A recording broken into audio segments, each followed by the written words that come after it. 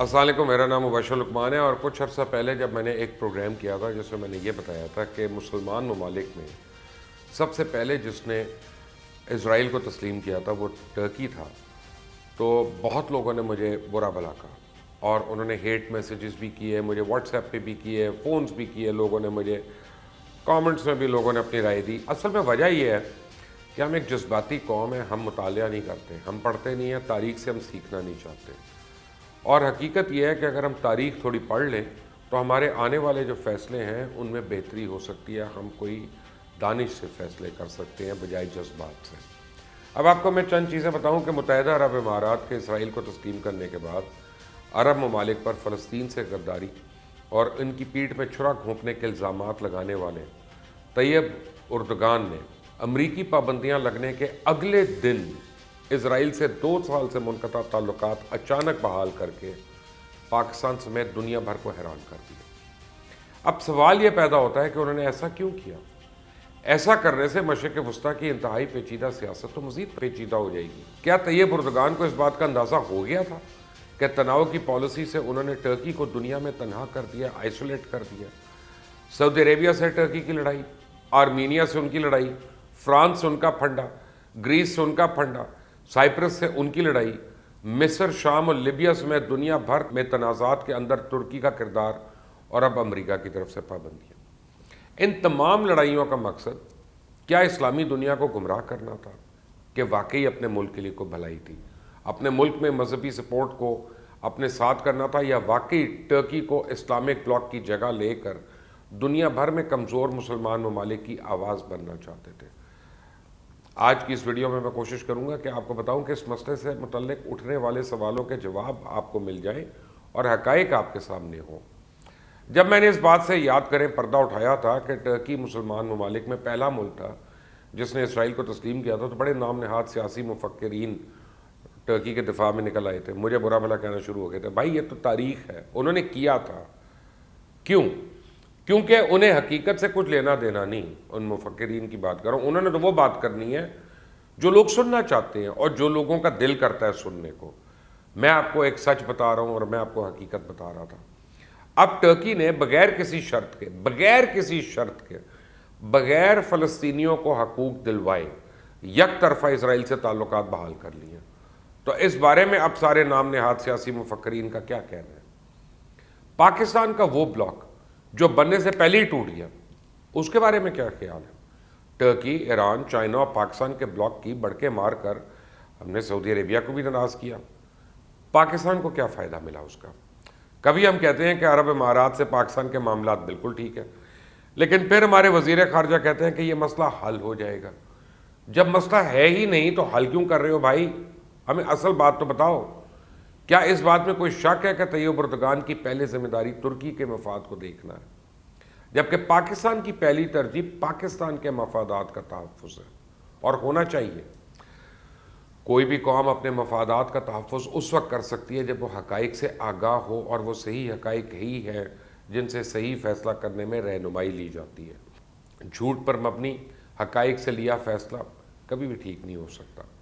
پاکستان تو وہ ملک ہے جس نے 1948 سے اسرائیل کو تسلیم کرنے سے انکار کر دیا، آج تک انکار کر رہا ہے۔ مصر نے 1978 میں معاہدہ کیا، خود پی ایل او یعنی پیلسٹین لبریشن آرگنائزیشن نے 1993 میں معاہدہ کیا، اردن نے 1994 میں معاہدہ کیا۔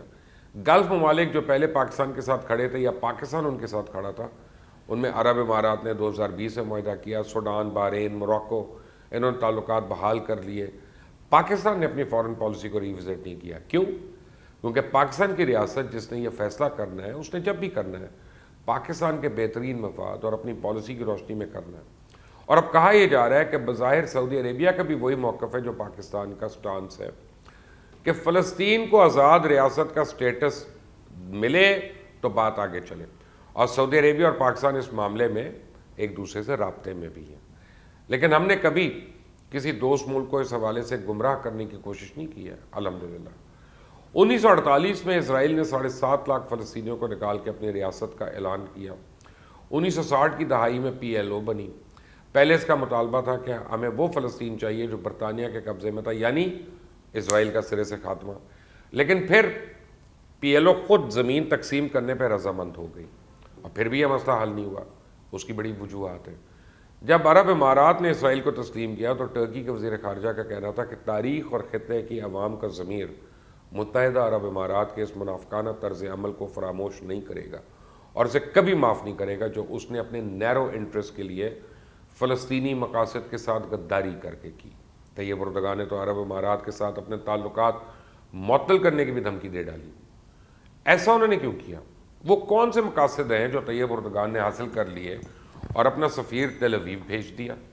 کیوں چلا گیا تل اویو اب ٹرکی کا سفیر؟ کہا ہے نا کہ وہ فلسطین کا کوز کہاں ہے خطے کے لوگوں کا ضمیر؟ کوئی اور کرے تو امت کا غدار اور بھائی صاحب کریں تو امت کے لیڈر. برے یہ کیا مذاق ہے بھائی؟ کس کو بیوقوف بنا رہے ہو؟ کس کو بدھو بنا رہے ہو؟ اگر عرب امارات اسرائیل کے ساتھ تعلقات بحال کرنے پہ منافق تھے تو پھر اردگان کے متعلق آپ کا کیا خیال ہے؟ آپ مجھے رائے دیں، میں آپ کو نہیں رائے دے رہا. انہوں نے تو کر لیا بغیر کسی کنڈیشن کے، اپنا سفیر بھیج دیا تل اویو میں. اس پہ کوئی خبر آئی؟ اس پہ کوئی اخباروں میں چرچا ہوا؟ اس میں کوئی مناظرے ہوئے ٹیلی ویژن کے اوپر؟ نہیں. کیوں؟ ہمیں سوٹ نہیں کرتا.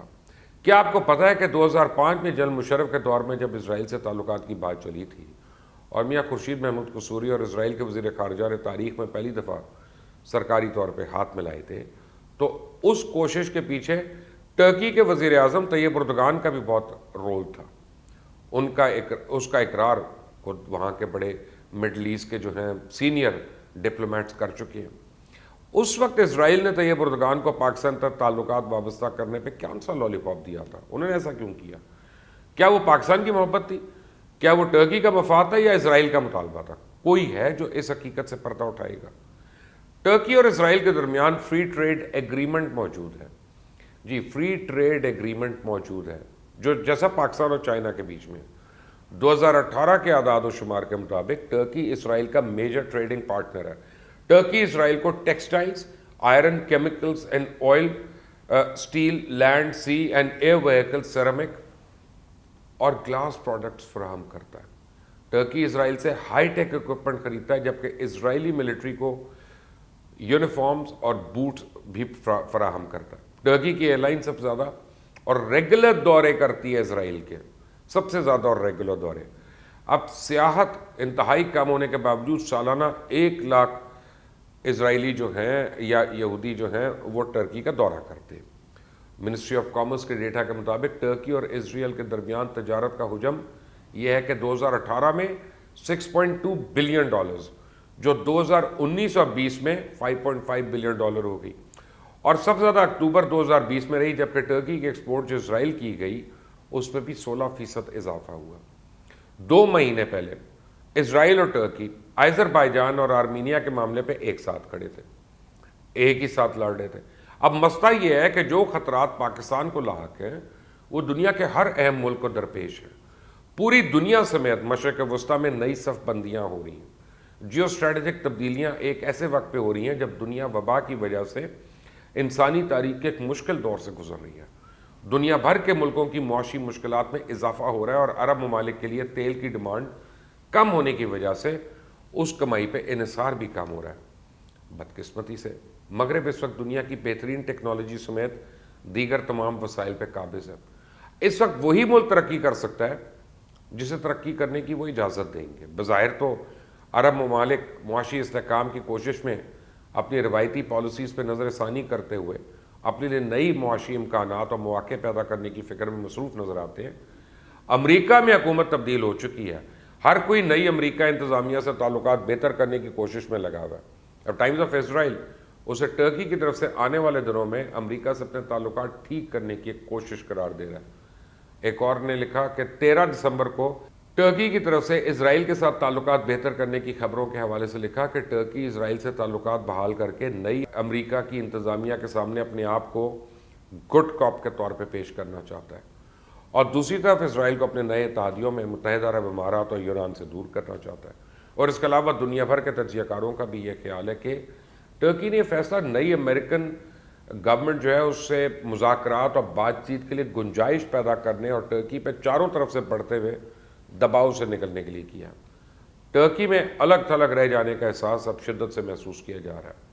टर्की को बहरा एमर में तेल और गैस की तलाश के मामले पर कब्रस और यूनान से झगड़े में फ्रांस और मुत्तहिदा अरब इमारात की मुखालफत का सामना है। लीबिया और शाम के मामले में टर्की को मिस्र, सऊदी अरेबिया, मुत्तहिदा अरब इमारात, फ्रांस के अलावा रूस से भी मुखालफत का सामना है। किस गल्फ मुल्क ने क्या किया, ये एक अलग बहस है, लेकिन जब उर्दगान जो अपनी तकरीरों और अल्फाज से उम्मत मुस्लिमा का लीडर और सल्तनत उस्मानिया के वारिस बनने की कोशिश कर रहे हैं, तो क्या उनके अल्फाज और उनके एक्शंस में हम आहंगी और मुताबिकत नहीं होनी चाहिए? क्या उनको नहीं चाहिए था कि किसी भी मुल्क को डिप्लोमेटिक टाइज ख़त्म करने की धमकी देने से पहले सियोनी रियासत से ट्रेड और डिप्लोमेसी तो ख़त्म कर देते, ताकि उनकी बातों और धमकियों से ज़्यादा उनके इक़दामात की गूंज होती? लेकिन यहाँ गंगा उल्टी ही बह गई। अब सवाल यह है कि मेरी इस बात के दो जवाब हो सकते हैं।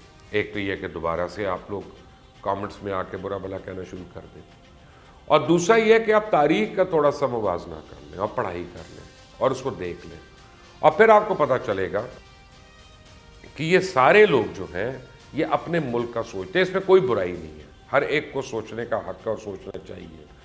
हमें यह देखना है कि हम पाकिस्तान के लिए अच्छा सोचते हैं कि नहीं।